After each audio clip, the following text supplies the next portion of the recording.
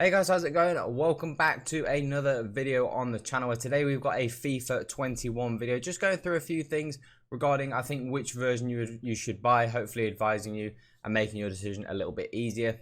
Obviously, apologies for the lack of uploads. Obviously, you can understand it's that time of year. FIFA's kind of like not really, great for making content. So there's probably, as like I said before, not going to be a huge amount of videos going forwards, but hopefully you will enjoy the FIFA 21s that we've got coming. So starting off, we have got the standard edition. And first and foremost, I did say this on my community page, so I do kind of want to get it out there and just kind of like tell you guys that didn't obviously see that. Now, those people that think not buying FIFA, just in general, regardless of the version, those people that think about like not even buying FIFA at all, if you're someone who thinks if I don't buy FIFA, that will hopefully facilitate change in the future, I'm sad to say that's probably not going to be the case. You know, if you're someone who's just against buying FIFA because you think that you not buying FIFA is going to make a change, it won't. The fact of the matter is there's always going to be somebody who's going to replace you if you walk away. And at the end of the day, the thing that will impact this game more than anything, regardless of sales, is FIFA points. The only way this game will truly change, like generally, is if the amount of FIFA points that get bought decreases, not necessarily the game sales. The game sales, the fact of the matter is they break even on game sales. If anything, they make a slight loss. So it's all their profit comes from FIFA points. So you not buying the game, hopefully anyone that thinks not buying the game might impact it, hopefully that's kind of quashed those things.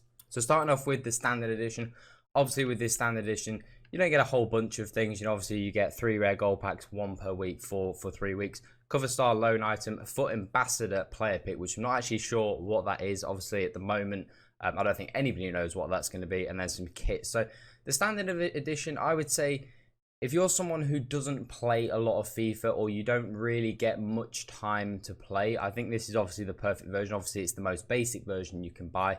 And I think if you're someone that obviously doesn't get a lot of time on the game, definitely would say this is the one to go with. Or if you're someone who's just not necessarily bothered about all the perks, the bells and whistles that come with it, then this is definitely the one to get. Then we move into the Champions Edition. This is like the mid-tier version. So this one is 79 quid, £71 if you've got EA Access, which is extortionate for a video game. At the end of the day, you do get a massive amount of entertainment out of this game, but £80 for a video game, I think, is a lot of money to spend in the first place. In terms of what we get for this Champion Edition, this is where I think this starts to become a little bit better in terms of you get 3 days early access, which for me personally, obviously as a content creator, that's very, very important. Those extra 3 days is really crucial. I think this sort of version is more key if you're a hardcore player, like somebody who just plays the game like from when it comes out, literally till around about now when people are still playing FIFA. If you're a hardcore player or if you're a fellow content creator, then this is when this sort of version starts to interest you. I don't necessarily believe, we get 12 rare gold packs now, 1 for every 12, 1 per week for 12 weeks. I don't necessarily think the packs are a real good seller. Whilst if you think about it, those rare gold packs are what, 500 points per pack, and you get 12 of them, so you get 6,000 points, 6,000 FIFA points worth of packs. So it's what, 45 quid's worth of packs. So it's a lot of money in terms of free packs that you're getting. However, the big negative is obviously the fact that you get 1 every 12 weeks. So you're going to get, you're still going to be getting a pack in December. And how valuable is that pack going to be to you? We still get the cover star loan item. We get a career mode homegrown talent. So for those of you that obviously do play career mode, that will be something that will be very, very important to those people. And then a foot ambassador player pick again, which we don't quite know what that is. So in terms of this version, the key thing that really sells it for someone like me personally is the 3 days early access. Whilst you get good value in terms of the packs, the amount of money those packs would cost you to buy is very good. It's just the negative is that the time frame that those packs do get released to you on.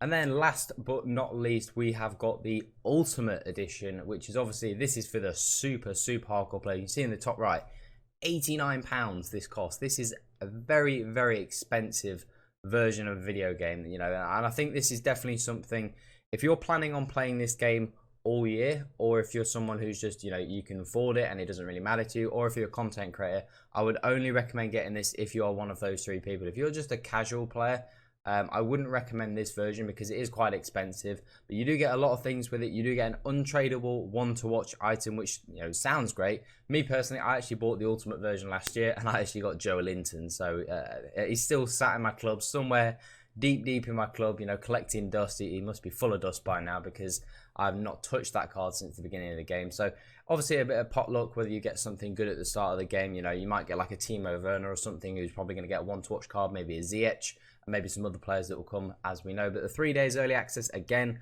very important. I think, again, if you're someone who's a hardcore player, you want to get a little advantage, or if you're a content creator, someone like me personally, that 3 days is going to be very valuable to someone like me. We've then got the 24 rare gold packs, 2 per week over 12 weeks.